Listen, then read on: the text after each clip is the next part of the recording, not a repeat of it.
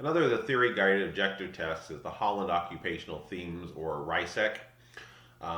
So John Holland has, according to him and his theory, there were 6 personality traits, and this is a personality theory that is very closely tied to vocational psychology. So basically, the psychology of determining what careers would make sense for people. So he was less concerned with coming up with differences between extroversion and introversion, or conscientiousness or agreeableness, as more of actually personality types as they related to actually vocation and working.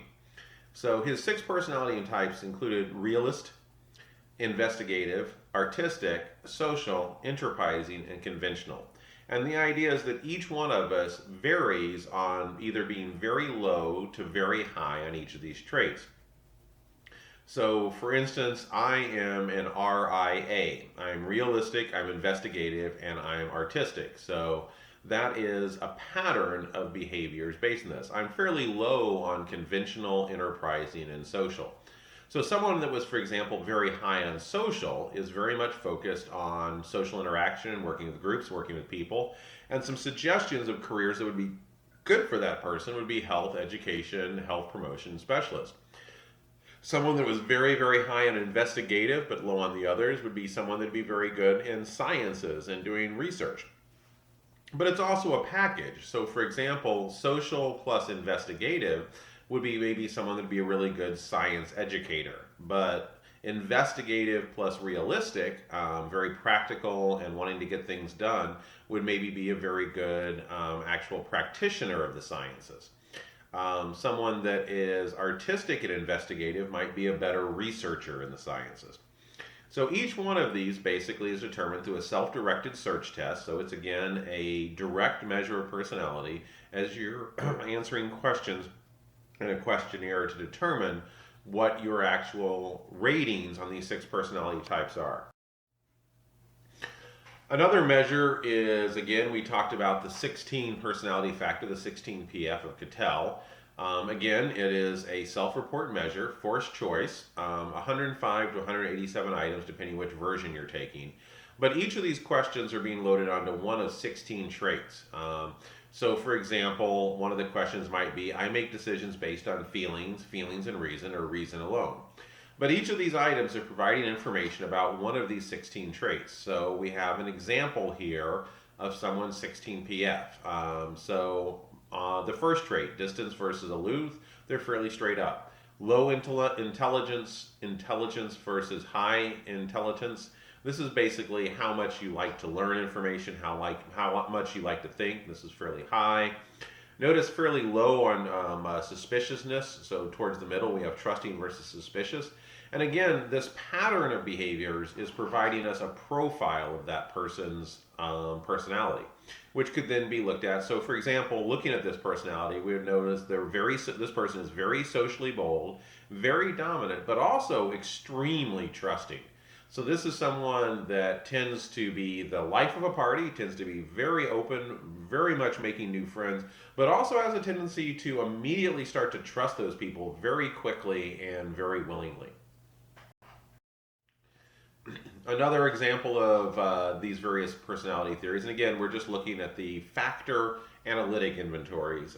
Basically, what we're looking at are multiple factor personality measures. So we looked at Holland's RISEC scale. We just looked at Cattell's 16PF. Another one is Comley's personality scales, and according to Comley, we have 8 dimensions that need to be measured to really get a personality. Trust, orderliness, social conformity, activity, emotional stability, extroversion, masculinity, and empathy. Now notice some of these are similar to the big 5. So orderliness, that's conscientiousness. Activity, that is kind of openness to a new experience. Emotional stability is straight from neuroticism. Extroversion, but we also have some additional concepts. So this idea that trust is an important measure. So how much you trust someone. No, notice that also agreeableness is not necessarily in there. Instead, we have social conformity and empathy. So we have 2 subversions of agreeableness from the big 5. We also have masculinity. So this is kind of a measure of masculinity versus femininity, but most of the measures when we're looking at this is not necessarily measuring how manly are you. It's more of measuring agency, or basically being directive and taking charge, versus communality, being more focused on making people happy and conforming to the group. Comrie's personality scales are also noteworthy because they actually include a measure of validity and response bias. So we were talking earlier about the idea of validity scales in personality testing. Comrie's personality scales is a good example that there are multiple items that are in the test simply to determine, are you responding honestly, or are you showing a pattern of attempting to deceive or not to take the test seriously. We talked about briefly in the history Eysenck's personality questionnaire, and I mentioned that Eysenck had two broad categories of personality, basically neuroticism, stable versus unstable, and extroversion versus introversion. But broadly within those, he basically created a 2 by 2 table where, depending on how stable or unstable and how extroverted or introverted, you fall into a large group of clusters. So basically, he assumed that based on these two traits, we have four broad clusters of personality types. So melancholic is unstable and introverted. So that's someone that's quiet, pessimistic, sober, moody. We also have extroverted and stable. So that's sanguine, leadership, carefree, easygoing, talkative, outgoing, sociable. He has two different versions of his test. It's 90 items for both cases, and it's a bunch of statements whether, and you simply agree yes or no. I would like to do this, or I wouldn't like to do this. There are two forms, one for children and one for adults, and it measures major dimensions of normal behavior. And basically, there are three subdivisions in this.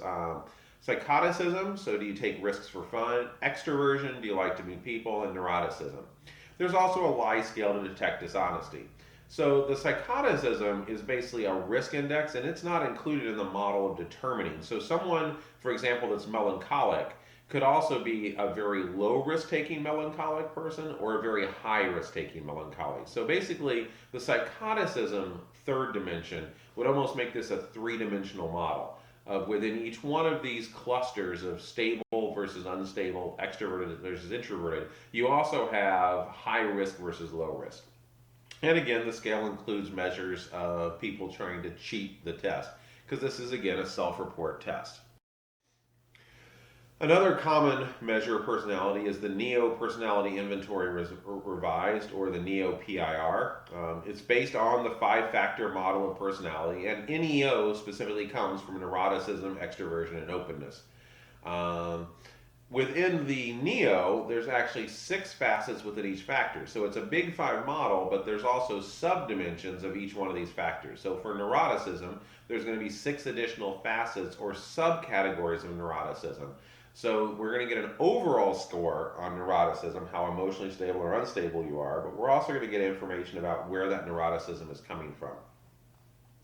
Again, this is a 240 item test. There's 3 checks for validity. So there are items in there trying to make sure that you're taking the scale purposely, or not trying to deceive, not trying to be deceptive, and also paying attention to the scale as you're taking it. And these are items on a Likert scale. So you're being asked basically for each particular behavior or personality trait, how much is that item like or dislike you? There's 2 forms, a self-report and another report. So people can either take the NeoPi and self-report their personality, but you can also give the NeoPi to people that are going to rate someone else to have an other report. There are short versions. For example, there's the NEO 5-factor inventory with less items that you can take it a little bit more quickly. But the 5-factor theory, generally speaking, is the idea, and the 5-factor theory is primarily driven by statistical analysis of all these other personality tests. And what we find is that when you put on these hundreds and hundreds of items that are meant to measure differences in personality between individuals, they generally break into 5 broad, statistically different packages: neuroticism, openness, conscientiousness, agreeableness, and extroversion. And for each one of these, there's multiple dimensions of the factor. There's basically information, so the top of each one of these kind of gives you an idea of what someone would be like with a low or high score.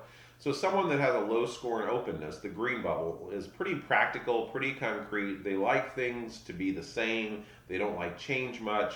And they tend to focus on practical applications in the real world setting. Someone that's very high in openness to new experiences is very imaginative, very metaphysical, very open to flights of fantasy, but also very open to new experiences. Relevant situations is how they deal with words and ideas, and the brain mechanism is mental associations, how they actually associate things in a cognitive way. So again, neuroticism by comparison has different factors. So someone that is low in neuroticism, in other words, they're very emotionally stable, basically are unflappable. They're going to be very calm in almost any situation. Someone high in neuroticism is going to be very anxious, very easily stressed. Generally, the situation we're going to find neuroticism being a major important player in is in potential threats or danger. So basically, when you're under stress, when you're in a situation of danger, that's when neuroticism is going to be pretty predictive of behavior. And again, there's some brain mechanisms involved. So with neuroticism, the amygdala and serotonin levels affect neuroticism. So personality often is affected by physical traits. So if we look at each one of these, what we're seeing in each case is the top is telling us basically what low scores versus high scores are. The blue is telling us when these personality traits are going to be a better predictor of behavior. So what situations are more likely to find differences in people based on their personality. And finally, the light tan area is kind of giving us general information about possible physiological or brain structure differences. So conscientiousness, neuroticism, and extroversion actually are pretty tightly affected by the chemistry and the physical structure of the brain. Openness into agreeableness, a little bit less so. There's not much research that says that they're directly tied to physical structure or chemical levels in the brain. However, they are definitely affected by cognitive framing or how we think about the world around us. Another type of personality test, and one that kind of tries to get around the problem with self report. So remember that when we're using a self report measure of personality, it's pretty clear what the questions are meant to measure. And if someone wanted to, they could definitely make an attempt to present themselves as having a personality that is not necessarily completely truthful. One of the ways around this is the idea of criterion keyed objective tests. So the idea here is generally you want to either discriminate between normal and abnormal. So the very first criterion based test was basically just coming up with hundreds of questions, thousands of questions sometimes. And these questions aren't necessarily even directly related to personality. But the idea is that you would then give these thousands of questions to people that are not suffering from any kind of psychological problems, so quote unquote normal. And then you give them also to people that are known to have a psychological disability or a dysfunction, so abnormal behaviors. And then you basically look to see if there's any particular items that differentiate between the two groups. So this is the idea. The criterion here is whether you're in the normal group or the abnormal group. The keying is finding which questions differentiate between these two groups. The most famous of the criterion keyed objective tests is the Minnesota Multiphasic Personality Inventory. It was developed in the 1940s as a psychiatric diagnosis by Hathaway and McKinley. And its final version has 567 true or false self report items. The original was well used, but was found to have a fair amount of bias. A revision came out in 1989, which has been further validated. It has 4 validity scales and 10 clinical scales, and many supplementary scales. So the validity scales are basically, is someone just giving random responses? Is someone trying to cheat the scale? The 10 clinical scales are about particular clusters of items that have been found to predict particular problems with personality. Now again, though the Minnesota Multiphasic Personality Inventory, the MMPI, was originally designed to identify abnormal or problematic behaviors in personality, it also provides a fair amount of information on those clinical scales of just general personality profiles. So the MMPI then, so based on these questions, for example, the various 10 scales include hypochondriasis, depression, hysteria, psychopathic deviation, masculinity versus femininity, paranoia, psychothymia, schizophrenia, hypomania, and social introversion. So notice some of these are resembling the big 5. We've got social introversion, we've got masculinity, femininity from the Eysenck scales, and also from the some of the other scales we talked about. But each one of these was then keyed, and basically, for example, the first one is patients who show exaggerated concerns about their physical health. So, which questions out of the MMPI do people disagree with when they're normal or found not to be having psychological dysfunction? And which of those questions then are responded to positively by patients that have already been diagnosed with this? So this again is the idea of criterion keying. We're finding groups. Now the MMPI can also be used, and criterion keying can also be used for non-clinical settings.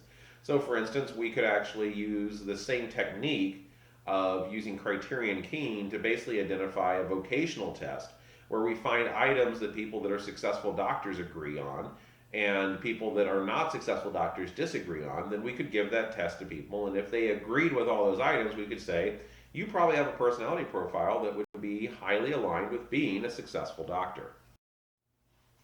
Another criterion keyed objective test is the Millian Clinical Multi-Axle Inventory. Same purpose as the MMPI, but it's shorter, 175 true-false self-report items. Again, it has 27 scales and subtests. It measures personality in general, but also severe pathology, clinical and severe syndromes, and also has some validity measures. Organized to find patterns that are comparable with the DSM. So the main reason why the Millian Clinical Multi-Axle Inventory, the MCMI, is sometimes used over the MMPI is that it's more in line with current psychiatric diagnosis, and it isn't looking just for pathology, it's also looking for general personality. There's also a criterion keyed objective test for kids, the Personality Inventory for Children, the PIC2, created in the 1950s, normed for children ages 5 to 19, has 275, there is a short form with 96, true and false other reports. So this is completed by a parent to again look for possible problems in a child's behavior. It provides a personality inventory for youth. There is a self-report version. There's also a student behavior survey that's a teacher report. So basically, we have information coming in from the parents, from the youth themselves, self-report, and also from teachers. And then based on the three of these, a personality profile is provided.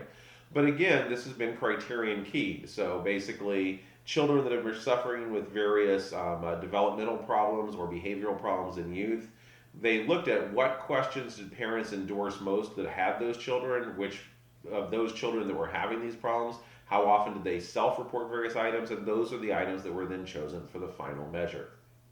Some examples of these questions: my child is a finicky eater, yes or no? Sometimes my child swears to other adults, yes or no? My child finds it difficult to fall asleep, yes or no? Any one of these questions is not necessarily going to indicate a psychological problem, but if a cluster of these are all agreed on by multiple sources, the person themselves, the child, the parents, the teacher, that would be a stronger indication that there might indeed be a problem.